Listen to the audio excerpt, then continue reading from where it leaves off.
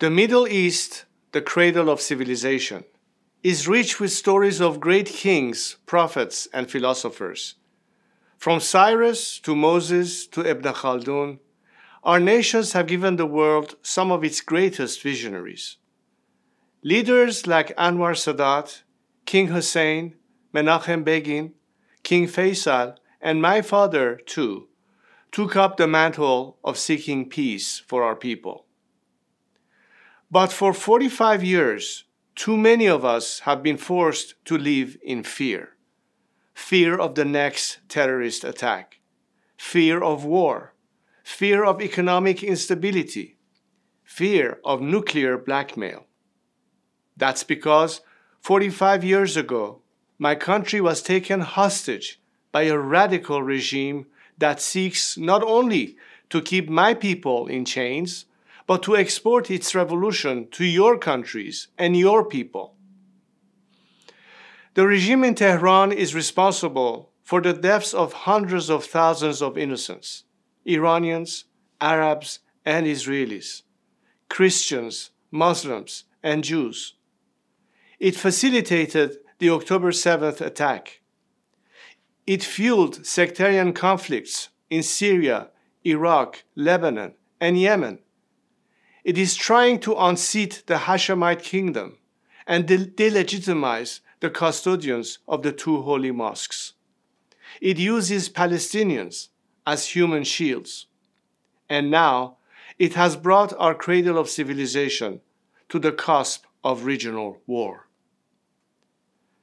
And so today, I come to you with a message. This is not the Iranian people's war. It is Ali Khamenei and his regime's war.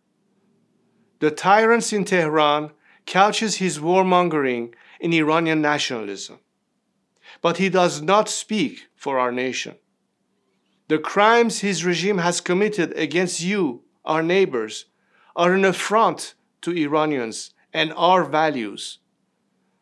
For us Iranians, pride in our nation and love of our country do not come at the price of hatred, antagonism, or chauvinism. My compatriots have shown time and time again that they do not want Iran's wealth spent on fueling wars, fostering instability, or funding terrorism.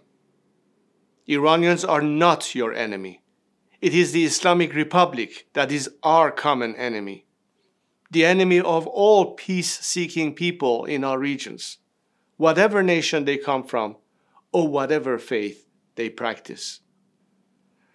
So I say to you, our friends across the Middle East, our region deserves so much better. But in order to succeed, first, this regime that has held us hostage for nearly half a century must go. The Middle East is all too familiar with turmoil and upheaval. So I know you might fear change will bring chaos, but fear not. We will not allow a power vacuum to follow the collapse of this regime. There is a vast coalition of patriotic Iranians at home and abroad, ready to step in to serve our nation and make peace with our region. I have told my compatriots that I will do my duty.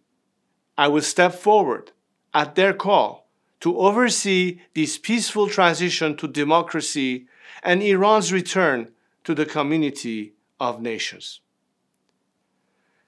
Peace is neither a relic of history nor a distant dream. It is a promise we owe to ourselves and our children.